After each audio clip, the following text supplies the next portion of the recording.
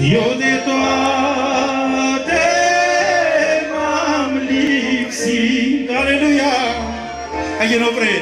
Și-am venit să stau cu tine, căci Iisuse te-am iubit.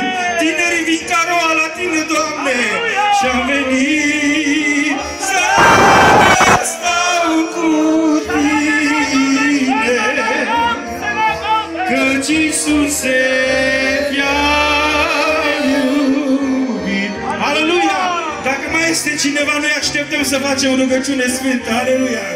Glorie lui Dumnezeu! Lasă ungerea ta, Doamne! Te-ai întors după ei, Iisuse! I-ai chemat la mântuire! Încă de tineri, Doamne! Lasă durarea ta! Lasă mila ta, Doamne, peste adunare! Lasă-mă Duhul Sfânt în biserică, Doamne! Vino la el! Vino la Samariteanul milos! Să toarne grele și ungălări! Să toarne har peste tine! Glorie ție, Doamne! Glorie Domnului! Dacă mai este cineva, nu obligăm pe nimeni să vină să ne rugăm pentru el. Dumnezeu schimbă viața! Dumnezeu dă miluința! Dumnezeu dă vindecarea! Dumnezeu dă iertarea! Mărirea Lui în veci de veci!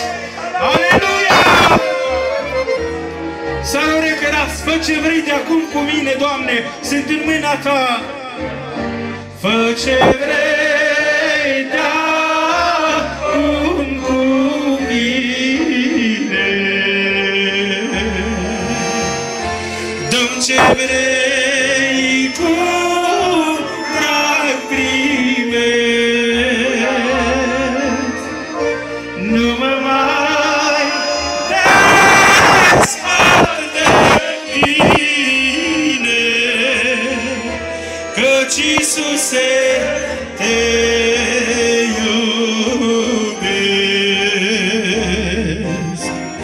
Nu mă mai despart de tine, căci Iisuse te iubesc. Slăvit să fie Domnul în veci! Mărit să fie Domnul în veci de veci! Fratele Iulică, Domnul să-l binecuvinteze. Intră Domnul în familii cu binecuvântări. Toarnă Domnul unde lemnul și vinul, așa cum am vorbit. Bucuria și mângâierea. Frate Iulică, ești aici înaintea cerului. Îngerii privesc la noi, conform și bazat pe cuvântul Domnului.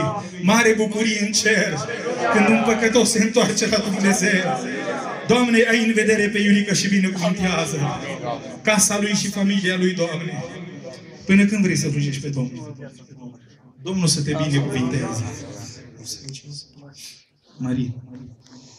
Până când vrei să urmezi pe Domnul, frate Marin? Aleluia. Sunt copiii fraților noștri. Este copilul fratelui Nicu Gogoș. Dumnezeu să-l binecuvinteze. Așa a răspuns, până la capăt. Așa am răspuns și noi acum 21 de ani. Lumea credea că nu o să rămânem, dar ne-a ținut o mână. A luat restia vieții noastre și a pus-o în picioare. Și am rezistat până acum. Doamne, ține toți frații mei în picioare. Fratele Sorin, fiul fratelui Rodel Leatu, Domnul să-i binecuvinteze. Familia lor, sora Puia. Se văd urmările rugăciunilor, se văd roadele lucrării lui Dumnezeu din casele noastre. Dacă toți copiii noștri se întorc la Domnul, nu să mai fie loc aici. Slăvit să fie Domnul. Până când vrei să urmezi pe Domnul? Domnul să te binecuvinteze. Să-l tu? Rebecca. Aleluia.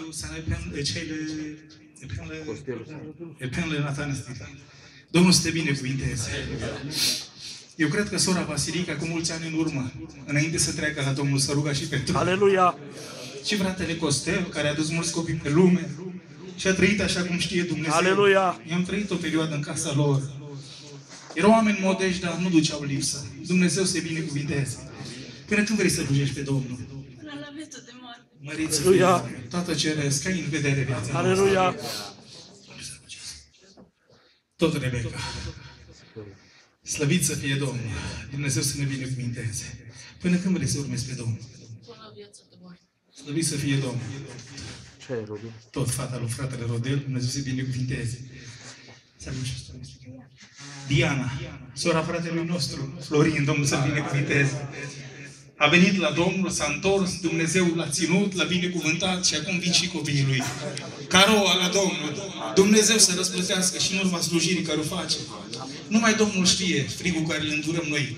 La mormântări, la priveghiuri, nu avem ce să facem. Plătește Domnul. Eu cred că în urma la frigul care l-a suferit și la fratele Capitanul și la Sandu lui Hărădău, a răsplătit Dumnezeu și a trimis un trandafir din cer peste casa lui. Până când vrei să urmezi pe Domnul? Mărit să fie Domnul. Doamne, binecuvintezi. Hai să ne rugăm pentru toți. Tată Ceresc, te rugăm să-i binecuvintezi. Te rugăm să binecuvintezi viața lor. Să binecuvintezi familiile lor. A venit la tine, Doamne, să îndurcă, Doamne, să suporte, Doamne, consecințe. Tu ești Dumnezeu care mântui. Tu ești Dumnezeu care mângâie. Tu ești Dumnezeu care vindeci, Doamne. Fă-le bine la toți aceștia care au venit la tine. Oh, fi lăudat, Doamne! Fi binecuvântat, Doamne! Îți mulțumim pentru ei! Mulțumim pentru purtarea de grijă! Lasă îndurarea, lasă mila! Lasă binecuvântarea, Doamne! Lasă puterea peste ei! Casele unde locuiesc să fie binecuvântate! Pune-le acalinător și undelerul tău! Deschide ferestre de binecuvântare! Încă 6 suflete care completează numărul de plin, ca tu să vii după mireasa ta. Despre aceasta am găsit în seara asta, Doamne. Tu pregătești lucrarea ta pentru răpirea sfântă a bisericii tale. Îți mulțumim, ne închinăm de plin și îți binecuvântăm numele. Aleluia! Amin! Mărit să fie Domnul! 16 persoane de la începutul anului sunt adăugate la numărul celor ce cred în Domnul. Amin. Domnul să vă binecuvinteze. Dumnezeu să lase îndurarea și mila peste ei și peste noi. Ocupați locurile.